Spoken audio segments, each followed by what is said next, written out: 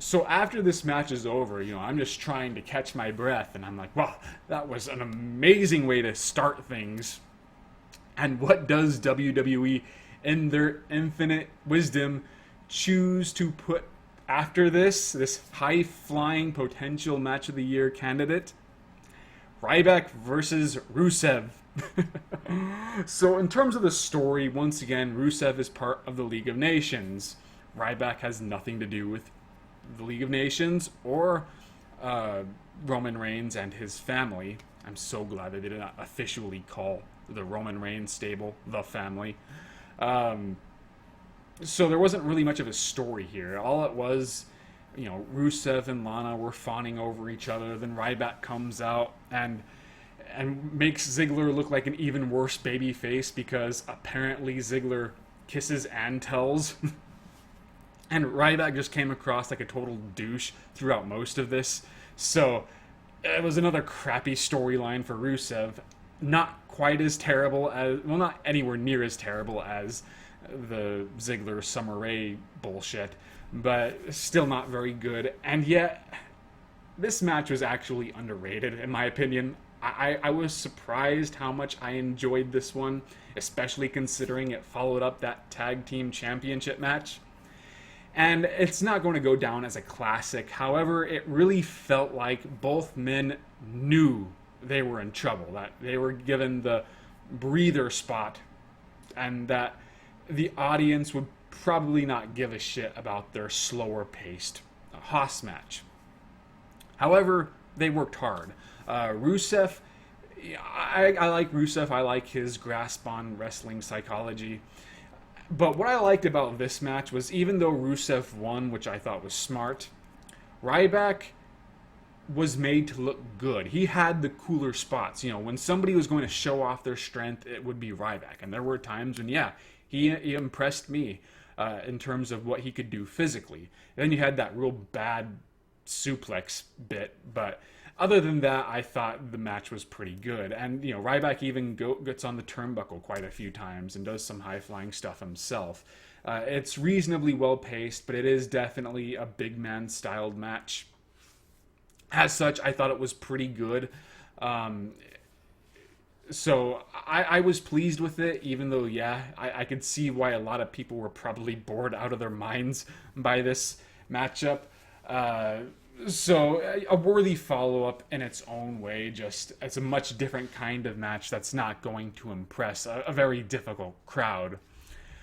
Following this, we had the United States Championship match, Alberto Del Rio versus Jack Swagger. So once again, Del Rio is part of the League of Nations. Jack Swagger, nothing to do with him. Nothing to do with Roman Reigns' group. So Alberto Del Rio's time is divided between him feuding with Roman Reigns and him feuding with Jack Swagger, which once again lessens the depth. However, what makes Del Rio versus Swagger a little bit better than most of the storylines here is that there was a good reason for both men to hate each other, and that involves Zeb. I hated the Mex America thing like everybody else, but the way Del Rio actually is really good at coming across as an asshole. So when he pretty much fires Zeb, you're kind of a dick. I want to see you get your ass kicked. And like in the kick or the pre-show, he was being interviewed. I don't know who was interviewing him, and he just came across like just a smug son of a bitch. And so I kind of like what Del Rio's doing, even though he still hasn't totally won me over yet. The biggest problem with this story, though, is Jack Swagger just does not feel like he deserves to be here. He's a great wrestler, don't get me wrong, but for the most part, he's just been a glorified jobber. The only time he was really over with crowds was when he was feuding with Rusev, and unfortunately, WWE failed to capitalize on that, so immediately he was demoted to Superstars main event, and he'd occasionally job on SmackDown. So it's weird seeing him contending for this belt that had been previously worn by Cena. So, in terms of the match, there was some serious booking problems here, and I think the crowd understood this, so therefore they did not give a shit. However, this also was, I think, an underrated match. At times, they were chanting CM Punk, and that made me kind of sad because Del Rio and Swagger were trying. And I thought the match was, on its own, pretty solid. There were some brutal moments.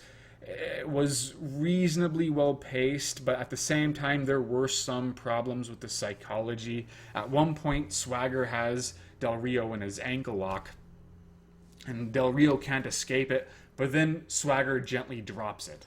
That confused me.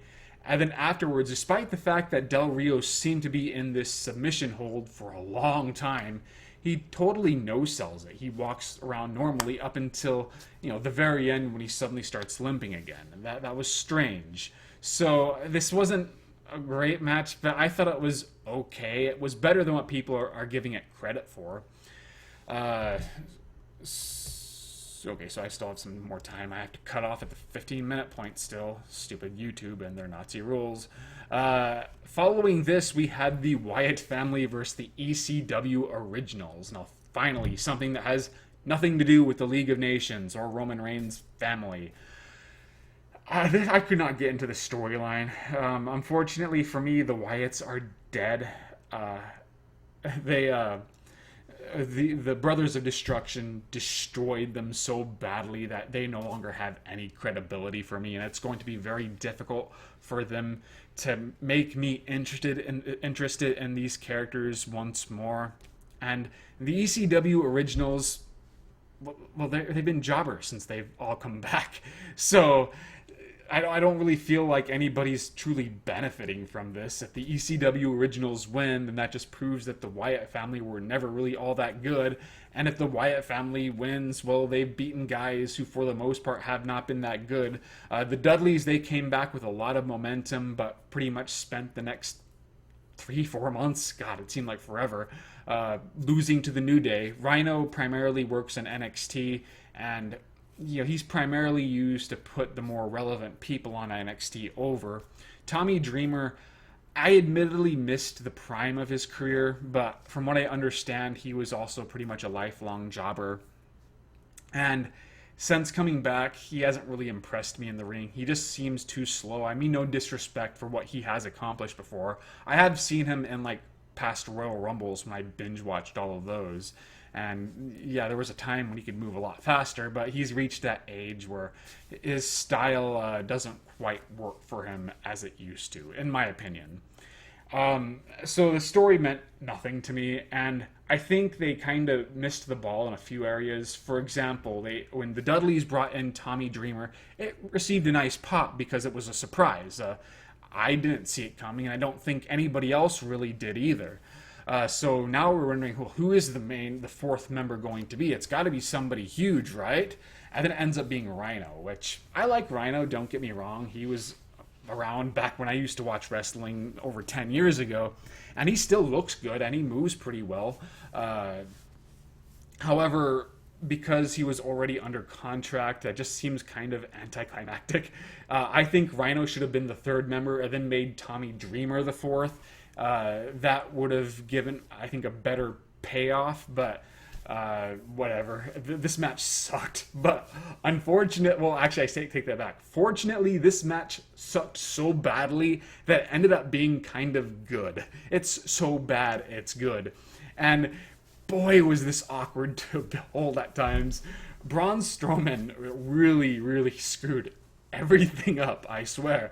I love the part where there's supposed to be this bit where he punches Bubba Ray, and then Bubba Ray blocks it with a trash can, but I guess he missed his cue, so Bubba, he holds the trash can up, and nothing happens for a moment, and I think you even see Bubba say, come on, hit me, and then he finally does so, but it was just whoops. And then there's this other part later on when I'm not really sure what they were doing, but both him and Bubba were outside of the ring, and it looked like they were going to push him into the table, but for whatever reason it did not happen, and Braun Strowman just kind of fell down, and Bubba just gently dropped the table on him.